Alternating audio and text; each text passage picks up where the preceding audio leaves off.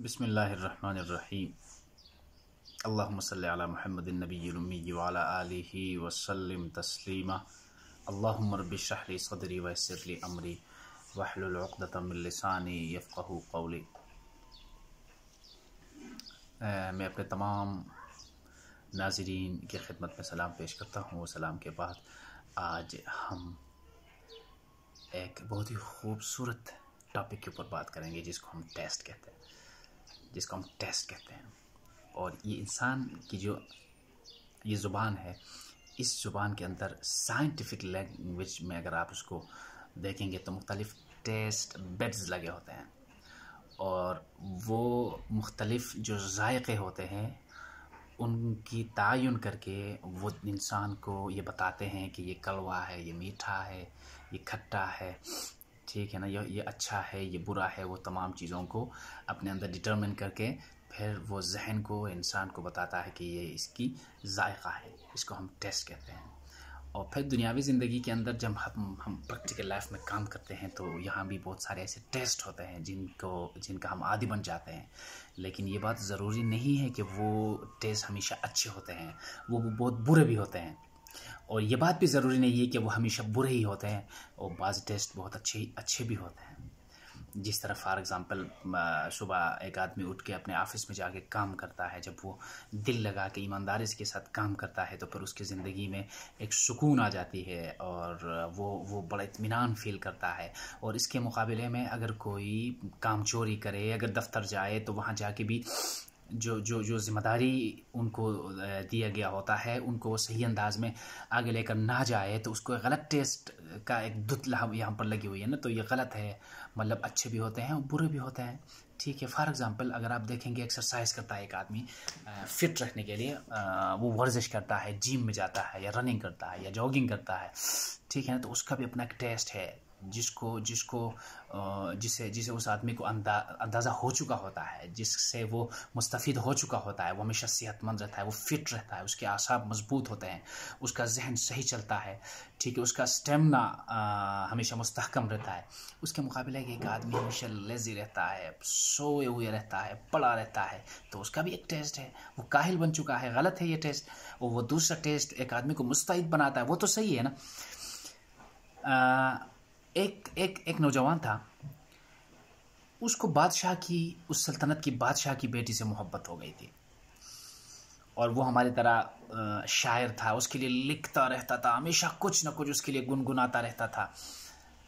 तो एक लंबे अरसे के बाद, काफ़ी अरसे के बाद वो लिखता रहा, उसके गुन गाता रहा। आखिर में उसने टाइम निकाला, हिम्मत की और बादशाह के महल तक चला गया। जब वो महल तक चला गया तो उधर जाके उसकी मुलाकात जो है ना वो एक वज़ीर से हो गई। और वो वज़ीर जो है वो उस बादशाह का बड़ा ख़ास वज़ीर था। और उसने उस लड़के से पूछा कि तुम कौन हो, यहाँ पर क्यों आए हो। तो उसने कहा, यार खुदा के लिए मेरी बात सुनो, यार मेरी एक बात सुनो, बहुत ही इंपॉर्टेंट है। मैं यहाँ पर इसलिए आया हूँ कि मैं बादशाह की बेटी से मोहब्बत करता हूँ, बहुत ज़्यादा मोहब्बत करता हूँ, मैं उससे शादी करना चाहता हूँ। तो वज़ीर ने उसको ये नहीं कहा कि यार ये मुंह और मसूर की दाल, और तुम होते कौन हो कि इस सल्तनत की बादशाह के साथ मोहब्बत करने वाली, और फिर ये तुम्हारी हिम्मत कि तुम इससे शादी करना चाहते, तो क्या ये इस तरह हो सकता है कि आप उससे शादी करना चाहते हैं। तो उसने ये नहीं कहा, बल्कि उसने उसको बड़े आराम से समझाया, तुम इधर आओ, मेरे पास आओ। बात इस तरह है कि ये जो बादशाह है ना, बादशाह बड़ा एक इंतहाई आदिल, इंसाफ पसंद और शरीफ नफ्स बादशाह है। हमारे सल्तनत का जो बादशाह है उसको एक दामाद चाहिए, उसको सच में एक दामाद चाहिए, लेकिन वो दामाद ऐसा हो कि वो लालची ना हो, ये दुनिया जहान की कोई लालच और ये चीज़ें हिर्स वगैरह उसके दिल में ना हो। तो वो अपनी बेटी उसके निकाह में देगा ज़रूर। इस तरह के आदमी वो मुसलसल सर्च कर रहा है, वो ढूंढ रहा है। तो मैं आपको एक प्लान बताता हूँ लड़के, मेरी बात सुनिए आप इस तरह करें, आप कुछ वक्त के लिए ऐसा प्रिटेंड करने की कोशिश करें, आप एक आबिद ज़ाहिद बनने की कोशिश करें। फिर मैं कोशिश करता हूँ कि आपकी शादी इस बादशाह की बेटी से करा दे, लेकिन उसके बाद मेरी एक शर्त है। अभी वज़ीर ने कहा कि मेरी एक शर्त है। अच्छा, तो लड़के ने कहा कि आपकी क्या शर्त हो सकती है मेरे लिए। उसने कहा, जब तुम्हारा बादशाह की बेटी के साथ निकाह हो जाए तो तुम उसका शौहर बनोगे और इस सल्तनत के सियाह सफ़ेद का मालिक भी तुम बनोगे, क्योंकि बादशाह का तो दूसरा कोई बेटा नहीं है। तो मेरी शर्त यह है कि आप जिस वजारत के अंदर मैं काम कर रहा हूँ, इस वजारत को मुझसे हटा के ये एग्रीकल्चर, ये जो ज़राअत वाली जो मिनिस्ट्री है, जो वजारत है, ये अब मुझे दोगे। तो उस लड़के ने कहा, यार खुदा की कसम मेरी बात सुने, इस तरह है, आप पहले मेरी इस बात को करा दें, ये मुकम्मल हो जाए तो मैं सारी बादशाहत आपको छोड़ के मैं यहाँ से जाऊँगा। यार मुझे ज़रूरत ही नहीं है, मुझे तो उससे मोहब्बत है, उसकी बेटी से, और तुम ये वजारत के पीछे लगे हो। बहरहाल उस वज़ीर ने उस लड़के को कहा कि ये जो पहाड़ी है ना, उसके पीछे फ़लान जगह में जब आप जाएंगे ना तो वहाँ पर एक जंगल है, और जंगल के आइन बीच में एक झोंपड़ी है, और ये बादशाह जब शिकार के लिए या जब ये शिकार के लिए जाता होता है ना, तो ये उस झोंपड़ी के आइन सामने से, ये उसका गुज़रगाह है, वहाँ से होके जाता है। तो आपने वहाँ जाके बड़े खुशू हुजू के साथ, बड़े इस्तिकामत के साथ आपने इबादत करनी है, और मुसल्ला अपने साथ लेके जाना है। ठीक है, बस ये काम आपने करना है, बस प्रिटेंड करो, ठीक है, हकीकत में जो कुछ है या नहीं है, लेकिन तुम करो। अच्छा, ये लड़का उस तरफ चला गया, वहाँ पर जाके इबादत तो करना था वैसे भी, उसने वज़ू की, एहतमाम किया, और जाय नमाज को बिछाने के बाद उसने वहाँ पर इबादत शुरू कर दी। एक रात यूं ही गुजर गई, उसने इबादत की दिल जमी के साथ, खुशू हुजू के साथ। अच्छा, अब दूसरे दिन वहाँ पर किसी का कोई पता नहीं चला, और उसने फिर शाम होते ही इबादत शुरू कर दी, और अचानक जब वो इबादत में मसरूफ़ था तो अल्लाह सुब्हानहू व तआला का जो एक ओरिजिनल तजल्ली है, जो उसका ओरिजिनल एक मोहब्बत और अक़ीदत है, वो आकर उसके दिल में बैठ गया, और वो कुछ ऐसे अंदाज में उसके दिल में आके बैठ गया कि वो अगले पिछले सारे काम वो भूल गए, और वो अभी एक अलग दुनिया में मस्त हो गया। और उसको ये सारा जो कायनात, ये कुर्रे अर्ज़, ये ज़मीन, वो वादे जो उसने किया था कि मैं वहाँ जाऊँगा, इबादत करूँगा, तुम वहाँ जाओ, इबादत करो, हम आएंगे, खद सब वो भूल गए।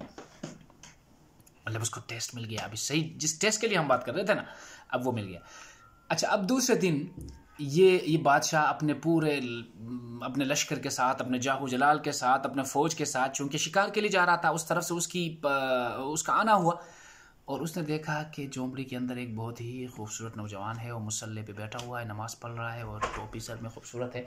तो उसने कहा कि यार जाके इनसे मिलते हैं। वो अपने घोड़े से नीचे उतर गए, और वहाँ पर जाके उसके झोंपड़ी में जाके बैठ गया। अब ये सल्तनत का जो बादशाह है, ये उसको देखते देखते नहीं थकता, और वो आदमी नमाज पढ़ते पढ़ते नहीं थकता। अच्छा, अब उसने जब सलाम फेर दी तो बादशाह उसके पास जाके दो जानू होके बैठ के उसने कहा कि बेटा, मेरा तारुफ ये है कि मैं इस सल्तनत का बादशाह हूँ, और आप कौन है? उसने कहा, मैं फ़लाँ किसी गाँव में गरीब आदमी का बेटा हूँ। यार, अच्छा देखो, आपका ये सारा तरीक़ा इबादत करना, आप ख़ुद मुझे बड़े अच्छे लगे हैं। मैं आपसे बल्कि मैं आपको कहता हूँ एक बादशाह की हैसियत से, जब तुम्हें अपने ये इबादत से फ़राग़त मिल जाए तो तुम महल में आके मुझसे मिल लेना, ठीक है ना? मैं आपसे कुछ ज़रूरी बात करना चाहता हूँ। अच्छा, अब उसने जब ये बात कह दी तो उस लड़के का जो एक मौक़िफ़ था, उसकी जो आरज़ू थी, उसकी जो तमन्ना थी, वो तो सारे पूरे हो गए। यहाँ पर बादशाह ने उसको बुलाया है कि तुम मेरे महल में आ जाओ, मैं तुमसे बात करना चाहता हूँ। अल्टीमेटली मैं अपनी बेटी की शादी तुम्हारे साथ कराना चाहता हूँ। अल्टीमेटली तो उसका मैसेज ये था, लेकिन ये बात उस लड़के को उतना बुरा लगा कि जैसा कि किसी ने उसको गाली दी हो। और इस यासना में जब बादशाह वहाँ से वापस निकल गया तो वो शिकार के लिए जाने के बजाय वापस अपने महल की तरफ चला गया, ताकि ये लड़का अभी आएगा, शाम तक, असर तक ही आएगा। लेकिन वो वहाँ से भी अपने बिस्तरे वगैरह वहाँ से भी उठा के पता नहीं वो किसी दूसरे जंगल की तरफ चला गया। अब बादशाह तो बड़े बेसब्री से उसका इंतज़ार कर रहा है, और वज़ीर का तो सब्र बिल्कुल साथ नहीं दे रहा है कि वो कब आए, ताकि वो सारी ये बातें जो हैं ये मंतक़ी अंजाम को पहुँच जाए और मेरी वज़ारत भी चेंज हो जाए, ये सारी बात।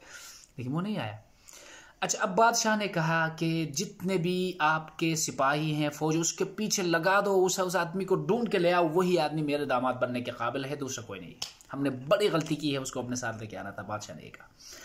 बहरहाल वो लड़का मौके पर नहीं मिला, लेकिन एक दफ़ा वो किसी दूसरे एक जगह में उस वज़ीर को मिला, तो वज़ीर ने डायरेक्ट जाके उसका गिरबान यहाँ से पकड़ लिया। उसने कहा, यार देखो मेरी बात सुनो, तुम बड़ी बेवफा आदमी नहीं हो, तमन्ना भी तुमने किया था, ख्वाहिश भी तुमने की थी, आप कह रहे थे कि मैं ये बादशाह की बेटी के लिए मैं मर रहा हूँ। यार मेरा इसके लिए जो है ना सारा जो मेरा दिमाग है मैंने लिखने उसमें शायरी में गुजार दी। तो अब जब तुम्हारा मसला हल हो गया था, बादशाह ने खुद तुम्हें कहा था कि तुम जाके महल में मुझसे मिल लेना, और प्लान मैंने बनाया था, तो आपने क्या किया हमारे साथ? तो उसने कहा कि यार देखो वज़ीर साहब, मेरी बात सुने, आपका अपना लालच था, मेरी अपनी लालच थी, लेकिन बीच में मुझे जो टेस्ट मिला अल्लाह ताला की क़ुर्बत का और वो तमाम इबादत की, तो वो he was better more than everything. अब मैं उसको छोड़कर किसी दूसरी तरफ जाना नहीं चाहता हूँ। तो हम इस रमज़ान मुबारक महीने में इंशाअल्लाह जितना हमसे हो सके, हम पूरे साल जो कुछ भी करते होते हैं उनका एक अजाला भी है, और मुसलमान के लिए ये एक महीना जो है रमज़ान मुबारक का, ये एक मुकम्मल एक्सरसाइज भी है, ठीक है ना। तो हम देखो, अगर हम अपने गांव के माहौल में देखते हैं ना, तो साल भर में एक दफ़ा ये नहरों की सफाई होती है, ठीक है ना। तो जहाँ ज़्यादा नहर वो ख़राब हो जाते हैं तो उसमें टाइम लगता है, और जो अगर ज़्यादा ख़राब ना हो तो फिर वो थोड़ा सा जल्दी वो काम ख़त्म हो जाती है। जिस तरह मेरे गांव का जो नहर है वो तो बड़ा ख़राब है, तो उसमें तो वो 2-3 महीने भी काम करते हैं कभी कभी उसको सफाई करने के लिए। तो मकसद ये है कि रमज़ान मुबारक का जो महीना है ये मुसलमान के लिए एक ऐसा नियामत है कि जिसको अल्फाज में बयान नहीं कर सकते हम। रूटीन में तो इबादत हमसे होते हैं, हम जितना टूटी फूटी हमारी इबादत है वो हम करते हैं, लेकिन रमज़ान मुबारक के महीने में इबादत का जो सिला है वो भी डबल ट्रिपल होकर इंसान को मिल जाता है। लेकिन शर्त यह है कि आपका खाना पीना हलाल हो, आपके मामलात अच्छे हो, आपने किसी के ऊपर जुल्म तो नहीं किया है, किसी का हक़ तो नहीं दबाया है। ये सारी चीज़ें अपने अंदर, अपने जहन में हमने रखना है। और इसके बाद मैं एक साइंटिफिक प्रोग्राम को देख रहा था, उसमें वो साइंसदान, गो कि वो मुसलमान नहीं है, वो वीडियो मेरे पास है, वो मैं इसको शेयर करूंगा इसमें, और वो मुसलमान नहीं है, लेकिन इसके बावजूद वो इस नतीजे तक पहुंच चुका है। वो कह रहा है कि अब ये साल के 12 महीने जब इंसान तमाम चीज़ों को खाता रहता है ना, तो ये इंसान के वजूद के अंदर भी एक निज़ाम है ना, एक निज़ाम चल रहा है ना, वो निज़ाम, तो उसके अंदर बहुत सारे ख़राबियाँ, बहुत सारे बिगाड़, बहुत सारे जरासीम, बहुत सारे उदूद, बहुत सारे अनासिर ऐसे हो जाते हैं जो कि इम्बैलेंस हो जाते हैं। बाज़ी लोगों को वो सामने फैटनेस की सूरत में आ जाती है, बाज़ी लोग दुबले पतले हो जाते हैं, बाज़ी लोग थोड़ा सा जहनी तवाज़ुन खो बैठते हैं, मतलब कुछ भी करते हैं ना, उसको किसी चीज़ में अच्छे और बुरे में तमीज़ नहीं होता। तो फिर जब इंसान ज़्यादा अरसे के लिए भूखा रह जाए ना, तो इंसान के वजूद के अंदर ही कुछ ऐसे फ़ायदेमंद किस्म के जैम्स भी है जो कि जब भूखा हो जाते हैं ना, वो जरासीम जो कि खालिसतन इंसान को फ़ायदा पहुंचाने के लिए अल्लाह सुब्हानहू व तआला ने इंसान के अंदर उनको पैदा किया है। तो रमज़ान मुबारक के महीने में चूँकि इंसान एक काफ़ी लंबे अरसे तक हंगरी रहता है, वो भूखा रहता है, जब वो भूखा रहता है तो वही जरासीम जो इंसान की वजूद को फ़ायदा पहुंचाने के लिए अल्लाह ने उनको बनाया है, तो वो उन ख़तरनाक जो जरासीम इंसान के वजूद में परवान चलती हैं इन 11 महीनों के दौरान, वो उनको खा जाते हैं। फिर वो उनको खा जाते हैं। जब वो उनको खा जाते हैं तो फिर एक दफ़ा फिर एक पूरे साल के लिए इंसान का जो वजूद है ये तमाम तर मसाइल के साथ निबरत आज़मा होने के लिए रेडी हो जाता है, तैयार हो जाता है। तो ये थे रमज़ान मुबारक के हमारे ज़िंदगी के ऊपर, हमारे ज़िंदगियों के ऊपर इबादत से अलावा अल्लाह ताला का एक तोहफ़ा रमज़ान हमारे सेहत के लिए, हमारे ज़िंदगी के लिए, हमारी नशोनुमा के लिए, हमारी लंबी उम्र के लिए, हमारे खुश रहने के लिए यह है। और आगे अगर आप देखें तो इबादत की तरफ, इबादत में भी रमज़ान मुबारक महीने का, रमज़ान मुबारक के महीने का कोई शान ही नहीं, कोई अल्फाज नहीं कि हम इनको किस तरह हम बयान करें। तो मेरे भाइयों, मेरे दोस्तों, मेरे बहनों, जितने हो सके रमज़ान मुबारक के महीने के दौरान हम अपनी इबादत का भरपूर एहतमाम करें, इनका ख्याल रखें, ज़िक्र व अस्कार का हम ख्याल रखें, अपनी नज़रों की हम हिफाजत करें। और फिर जो 11 महीने होते हैं उन 11 महीनों के अंदर भी हम कोशिश करके उनको भी इस एक महीने के रंग में रंगने के लिए कोशिश करेंगे, इसकी ढाल में डालने के लिए कोशिश करेंगे, ताकि हम इस दुनिया में भी सुरखरू होकर यहाँ से चला जाए और आखिरत में भी अल्लाह सुब्हानहू व तआला का खुसूसी फजल करम हमारे ऊपर कार फरमा हो। थैंक यू सो मच, जज़ाकल्लाह। इंशाअल्लाह अगली वीडियो के साथ हम मिलेंगे। अस्सलाम वालेकुम।